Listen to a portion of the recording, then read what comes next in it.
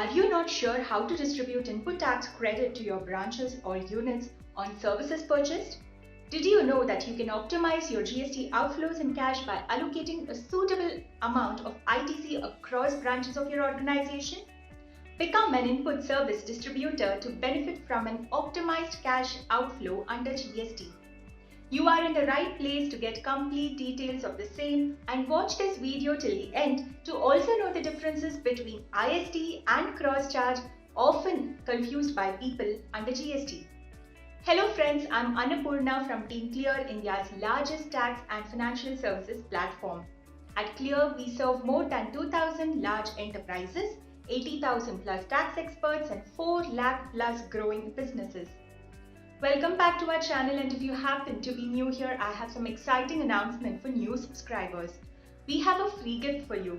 It's a GST compliance calendar that will help you stay 100% GST compliant without any stress. To claim it, subscribe to our channel and let us know in the form provided in the description below. Without further ado, let's begin with this video. Let's check out first what exactly is an ISD. Input Service Distributor is not a new concept under GST. It was prevalent even under the service tax regime. Let me explain the ISD concept with the help of an example. An ISD is an office of a supplier, mostly a corporate office or a head office or a main office. It can be just one office of a supplier who also has many other offices, branches or units. In other words, the supplier has multiple GSTINs or registrations in one state or many states across India under a single permanent account number or PAN. The main office or selected office of a supplier may have purchased services that are commonly used across the organization, that is either multiple GSTINs or all GSTINs under a single PAN. A few examples of such services can be audit fees, tax consultant fees, outsourced IT services or maintenance fees used and paid for organization as a whole of more than one branch. Such a main office or selected office has received tax invoice against the input services. Note that the ISD benefit is available only for input services and not against inputs or capital goods. We know that input tax credit or ITC would be in the form of IGST, SGST and CGST. The supplier will be able to distribute all these taxes to a particular GSTIN under the same PAN as the office of supplier or the input service distributor in this case. Now that you know who is an input service distributor, let's check out the provisions of input service distributor as given by the GST law.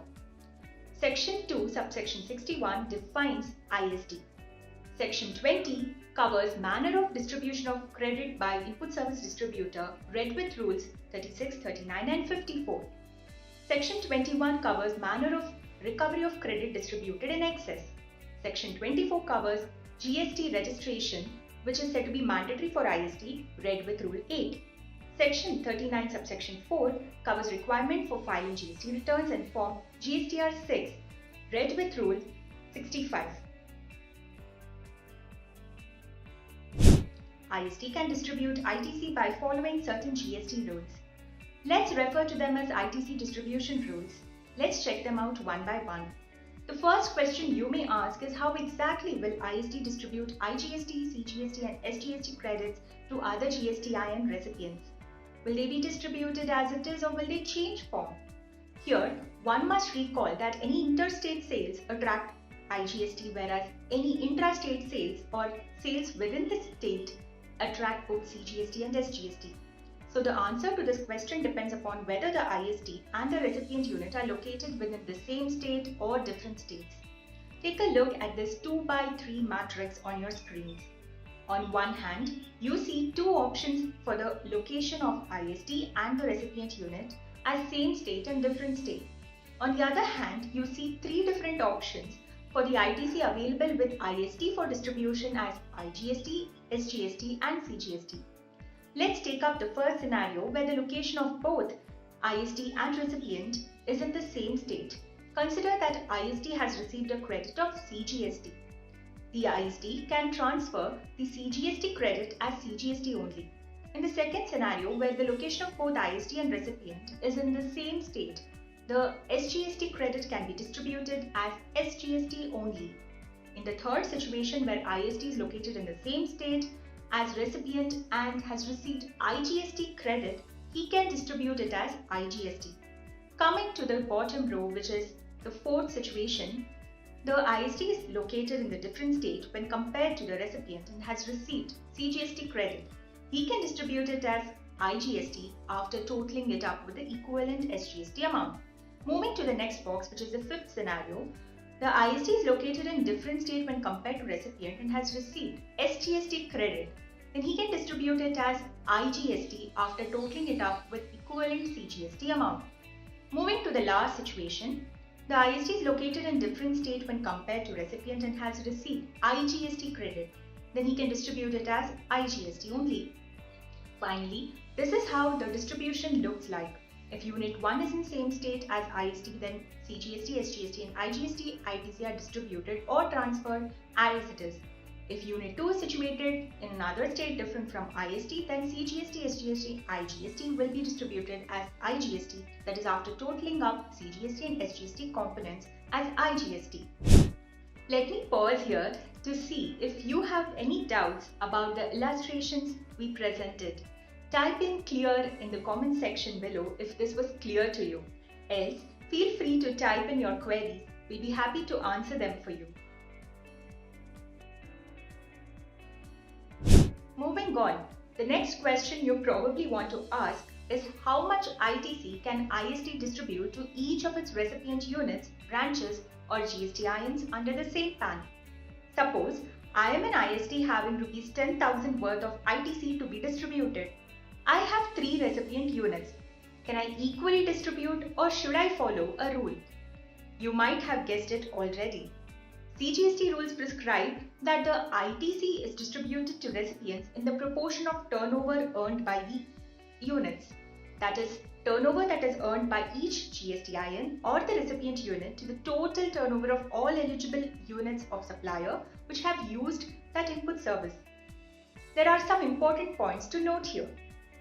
Input tax credit on a specific input service used entirely by one recipient can be allocated only to that recipient for utilization and not to any other recipients.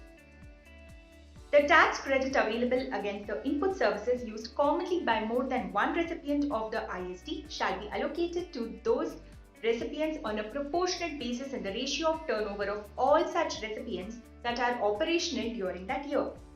The formula for the same is C1 equals to C multiplied by T1 divided by T, where C1 is equal to ITC to be distributed to recipient, C refers to total ITC available for distribution, T1 refers to turnover of the specific recipient, T refers to total turnover of all recipients to which ITC relates. The tax credit available against the input services used commonly by all recipients of ISD shall be allocated to all recipients on a proportionate basis in the ratio of turnover of all recipients that are operational during the year. The formula remains the same as C1 equals to C multiplied by T1 divided by T. The turnover is referred to the previous financial year. However, if that is not available, then turnover of last quarter is taken. If there are multiple units in one state or union territory, then the sum of their turnover in that state is taken for T1 in the formula. Credit attributable to a recipient is distributed even if such recipient is unregistered or making exempt supplies. Both eligible and ineligible ITC has to be distributed in the same manner by the ISD. It is mandatory to register separately as ISD even though it has obtained registration as a normal taxpayer in REG 01 by check marking under serial number 14 of the form that it is registering as ISD. Different offices of company can have separate registrations as ISD. In other words, a company can have multiple registration for its offices as ISD. ISD is supposed to issue an invoice known as ISD invoice to all those units to whom it intends to distribute the credit of the tax paid on services. It should clearly indicate in such invoice that it is issued only for distribution of ITC. The ISD invoice must have fresh series of invoice numbers except for banks. Then GSTINs of both ISD and recipient apart from the details of ITC. He needs to issue an ISD credit note if the ITC that is already distributed gets reduced for any reason such as wrongful distribution or allocation. Also, if the amount to be reduced exceeds the amount of tax credit to be distributed, then such excess shall be added to the output tax liability of recipient. The same process shall be followed for all those cases where credit distributed needs to be reduced for any reason. Similarly, if any additional ITC needs to be distributed for an invoice, then the ISD debit note should be issued in the same month as it is reported in GSTR 6. ISD have to file GSTR 6 by the 13th of the month succeeding the relevant month, indicating the credit distributed for relevant month to the recipient units and the ISD invoices issued in the relevant month. It will be wrongful distribution of ITC by ISD if credit is distributed to all or any recipient in excess of the amount available for distribution, distributed in an inappropriate ratio to all or any recipient, distributed in excess to what a supplier is entitled to and shall be recovered from such recipient along with interest, and the provisions of demand and recovery shall apply for effecting such recovery. Accordingly, the provisions of demand and recovery will get attracted as if tax was not paid. Recovery of excess credit distributed along with interest shall be initiated against the recipient and not ISD. Coming to the much awaited section of this video, let's compare ISD with cross-charge. ISD is a concept used for distribution of ITC to one or more supplying units, whereas cross-charge refers to accumulation of ITC that is scattered at different locations to a central location. ISD is restricted for distribution of ITC on input services, whereas cross-charge covers inputs as well. The scope of ISD is narrow with several restrictions about invoicing, additional return filing, and that the month of claim and distribution has to be same, whereas the scope of cross-charge is much wider. ISD is restricted to ITC distribution on external procurements, that is different PANs, whereas cross-charge allows distribution of ITC on internal procurements or stock transfers as well. We have come to the end of this video. To read more about ISD GSTR 6 filing and related rules with examples, please check out our articles. I have left the links to it in the description box below. Please like and comment if the video was helpful to you. Also share it with your team, friends and fellow professionals who can benefit from this. Don't forget to subscribe and fill the form to win your gift. Thank you.